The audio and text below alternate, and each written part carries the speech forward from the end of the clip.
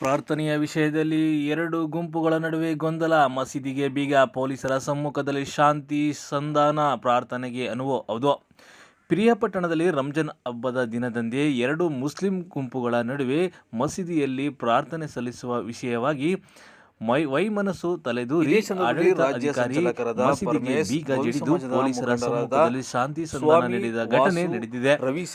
ಪಟ್ಟಣದ ಮೇದರ್ ಬ್ಲಾಕ್ನಲ್ಲಿರುವ ಅಹೇಲಾ ಸುನ್ನತ್ ವೆಲ್ ಜಮಾತ್ ಮಸೀದಿಯಲ್ಲಿ ಸೂಫಿ ಮತ್ತು ತದ್ಲಿಬ್ ಎಂಬ ಎರಡು ಮುಸ್ಲಿಂ ಪಂಗಡಗಳ ನಡುವೆ ಪ್ರತಿದಿನ ನಮಾಜ್ ಹಾಗೂ ಶುಕ್ರವಾರದ ನಮಾಜ್ ಸೇರಿದಂತೆ ಹದೀಸ್ ಮತ್ತು ಸಲಾಂ ಓದುವ ವಿಷಯವಾಗಿ ಗೊಂದಲ ಉಂಟಾಗಿ ಈ ಪ್ರಕರಣವು ನ್ಯಾಯಾಲಯದ ಮೆಟ್ಟಿಲೇರಿತು.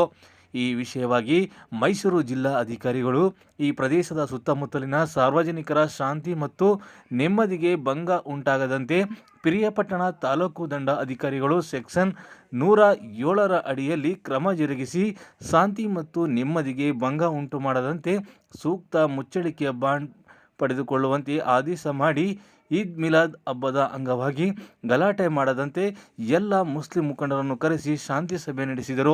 ಆದರೆ ಇದರ ನಡುವೆ ಶನಿವಾರ ರಂಜಾನ್ ಹಬ್ಬದ ಅಂಗವಾಗಿ ಮಸೀದಿಯಲ್ಲಿ ಪ್ರಾರ್ಥನೆ ಮಾಡಬೇಕು ಎಂದು ಒಂದು ಗುಂಪು, ಹಾಗೆ ಮಸೀದಿಯಲ್ಲಿ ಪ್ರಾರ್ಥನೆಗೆ ಅವಕಾಶ ನೀಡಬಾರದು ಎಂದು ಮತ್ತೊಂದು ಗುಂಪು ಮಸೀದಿಯ ಮುಂಭಾಗ ಜಮಾವಣೆಗೊಂಡಿತು.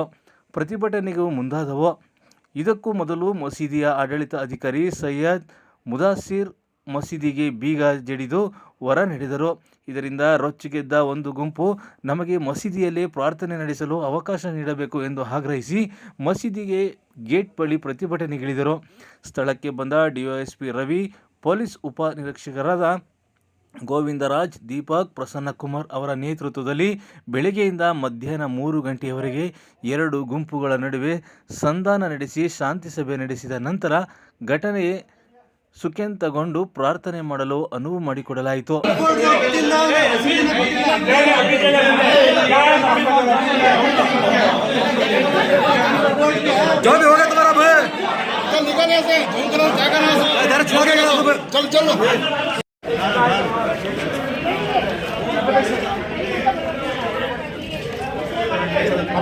ಕೊಟ್ಟಿಲ್ಲ ಅವನು ನಮಗೆ ಅವನು ಅಲ್ಲ ನಿಮಗೂ ಗೊತ್ತಿದೆ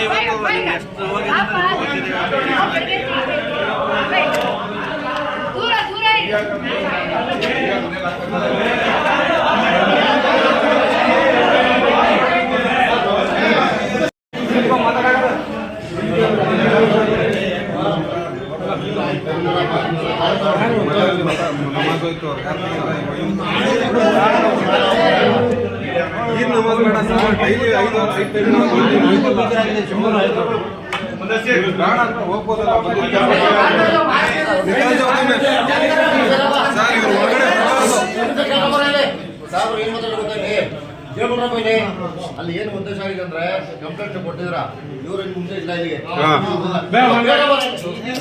ಇಲ್ಲ ಏನಿದ್ರು ಮುಂದೆ ಇವ್ರ ಹತ್ರ ಬರಬೇಕು, ಇವ್ರ ಹತ್ರ ಮಾತಾಗಿಲ್ಲ ಏನಾಯ್ತು ಇವರು ಮಾತಾಡ್ಬಾರ್ದು ಅಷ್ಟೇ. क्या भी एक चीज चाहिए सब करने रहे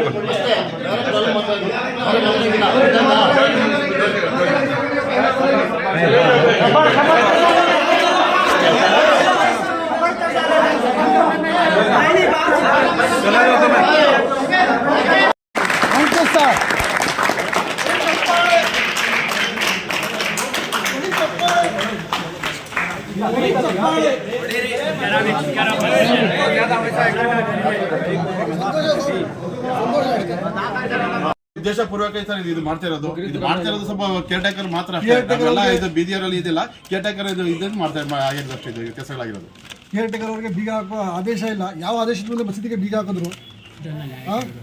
ಹಂಗಾರೆ ಕಾನೂನು ಉಲ್ಲಂಘನೆ ಅವರನ್ನ ಮಾಡಬೇಕಾಗಿರೋದು.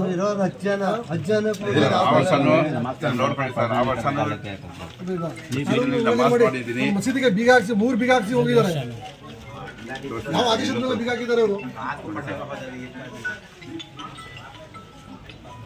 ಪ್ರತಿ ವರ್ಷ ಮಾಡ್ಕೊಂಡು ಬಂದಿದ್ದೀನಿ. ಆದೇಶ ಇದೆ ನಮಾಜ್ ಮಾಡಬಹುದು ಅಂತ. ನಮಾಜ್ ಮಾಡೋದ್ರಲ್ಲಿ ಈ ತರ ಈದ್ ನಮಾಜ್ ಮಾಡಬಹುದು ಅಂತ ಏನೆಲ್ಲ ಮೆನ್ಷನ್ ಆಗಿಲ್ಲ. ಇದು ಪ್ರತಿದಿನ ನಮಾಜ್ ಮಾಡಾಗಿ ನಮಾಜ್ ಮಾಡಿ ಅಂತ ಆದೇಶ ಇದೆ. ಇವ್ರ ಆದೇಶಕ್ಕೆ ಮೀರಿ ನಮ್ಮ ಕೇರ್ ಟೇಕರ್ ಅವರು ನಮಗೆ ಈ ಮಸೀದಿಗೆ ಬೀಗ ಹಾಕಿದ್ದಾರೆ.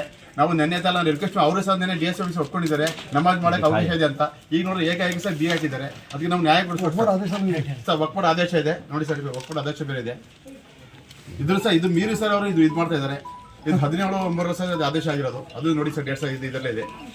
ಪ್ರತಿ ವರ್ಷನೂ ಪ್ರತಿ ವರ್ಷ ರಕ್ಷಣೆ ಕೊಟ್ಕೊಂಡು ಇವ್ರು ಹೋಗಿದ್ದಾರೆ. ಇವರು ಕೇರ್ ಟೇಕರು ನೋಡಿ, ನಮ್ದು ಇಷ್ಟು ಜನ ನಾವು 100 ಮೇಲೆ ಇದ್ದೀವಿ, 80-80 ಜನ ಇದ್ದೀವಿ ಇಲ್ಲಿ. ಇಷ್ಟು ಜನ ನಮಾಜ್ ಎಲ್ಲ ಹಾಳು ಮಾಡಕ್ ಕಾರಣ, ಮೂಲ ಕಾರಣ ಏನಂದ್ರೆ ಕೇರ್ ಟೇಕರ್. ಇದಕ್ಕೆಲ್ಲ ಕಾರಣ ಸೈಯದ್ ಮುದಸ್ಸಿರ್ ಅಂತ ಇವರು ಪದವಿಪೂರ್ವ ಕಾಲೇಜ್ನಲ್ಲಿ ಲೈಬ್ರರಿನಾಗ ವರ್ಕ್ ಮಾಡ್ತಾ ಇದ್ದಾರೆ.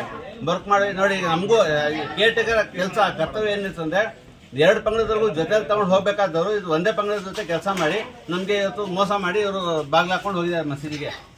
ಇವತ್ತು ಸಂಜೆವರೆಗೆ ಏನಾದರೂ ಆಗಲಿ ನಮಗೆ ನ್ಯಾಯ ದೊರಕೋಗಂಟ ನಾವು ಇಲ್ಲಿಂದ ಕದಲೋದಿಲ್ಲ. ಇವತ್ತು ಡಿ ಸಿ ಅವರೇ ಬರಲಿ, ಎ ಸಿ ಅವರೇ ಬರಲಿ, SP ಅವರೇ ಬರಲಿ, ನಾವು ಇಲ್ಲಿಂದ ಕದಲೋದಿಲ್ಲ.